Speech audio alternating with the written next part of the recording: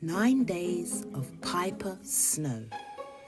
Written by Daniella Blechner, illustrated by Victor Onyenobi, animated and narrated by Naya M.K. Davis. For my readers, may you find joy, laughter and comfort between these pages.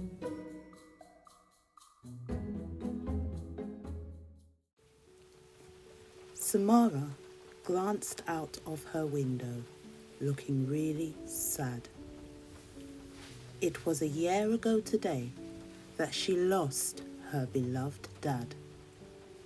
She wished she could magic herself away to a faraway land where all she did was laugh and build castles in the sand.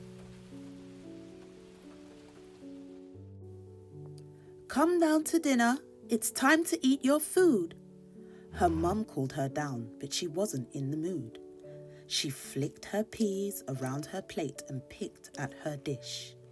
She glanced across the table. There was one person that she missed. When dinner was over, she trudged up the stairs full of gloom, but nothing would prepare her for the guest inside her room. She looked it in the eye, and it stood very still. There it was, as white as snow, upon her windowsill. He stared at her, she stared at him. He wasn't backing down. His blue eyes transfixed on her eyes of deepest brown. "Hello," she said, curious. "What are you doing here?" He cooed at her as if a long-lost friend or someone very dear. "Mum, come quickly. Look at this," she cried. In a flash, her mum was standing by her side. "What is it, Samara?" "There's nothing there," Mum said. "There was a white pigeon right here with grey feathers on its head."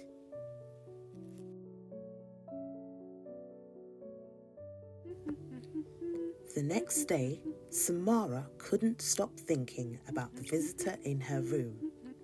She couldn't concentrate at school. Will the bell ring soon? When school was over, she rushed home excited. If the white pigeon was there, she wouldn't be happy. She'd be delighted. She burst into her room, and there he was, peeping through her window pane. She whispered softly through the glass, "Hello there, what's your name?" He cooed at her and puffed out his neck, something male pigeons do. She smiled at him, her first smile in months, and her love for him then grew. She opened the window just a crack and softly said, "I've had a really sad day."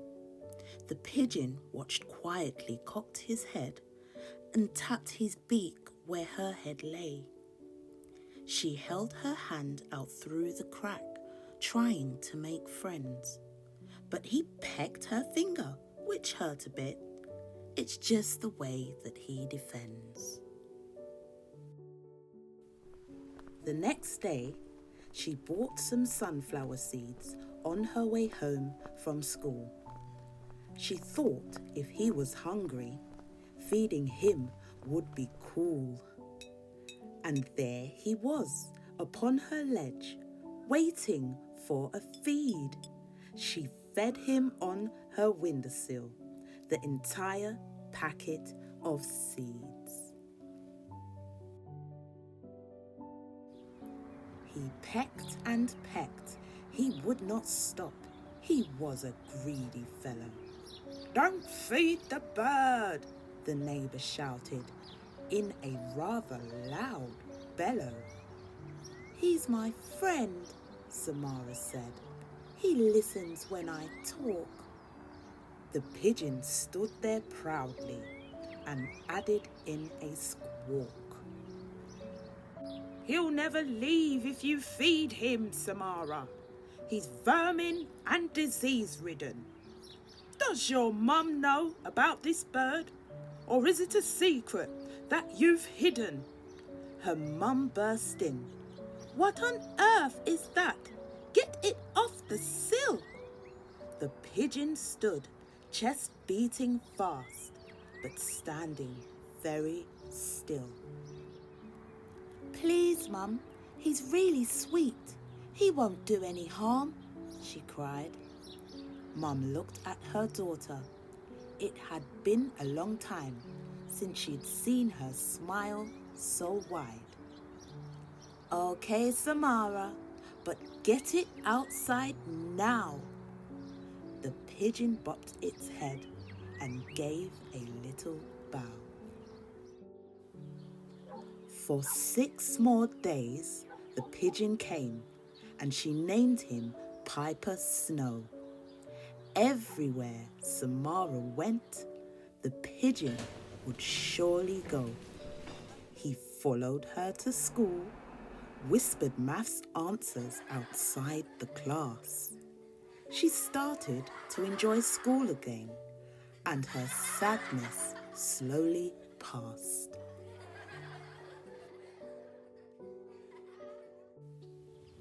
Then one day, Piper didn't come to visit her at her window. Samara looked and looked, but he didn't come. Where did Piper go? She waited again until bedtime, and then again tomorrow. Samara felt her tears well up, and she was filled with so much sorrow. And then one day, as she went to school, she saw the old neighbours fixing the windscreen wiper. She stopped to say hello, and there was her bird, Piper. "This is our bird, Porry," said Mr. Meyer. "We missed him oh so much. We moved out 2 weeks ago, and we had since lost touch." "Oh, Mr. Meyer," she said sadly. "He had become my friend." Now that they'd moved, does this mean that it's the end? "Pori means fairy in Bengali," said Mr. Meyer. "It means you can have one wish." "My wish is that he comes back one day," Samara said, blowing Piper a kiss. That evening, she sat by her window thinking of all the good times. At least he was well looked after. He even fine dines. Sometimes great things don't last forever, but the memory lives on. And if the memory is still alive, is anything ever really gone?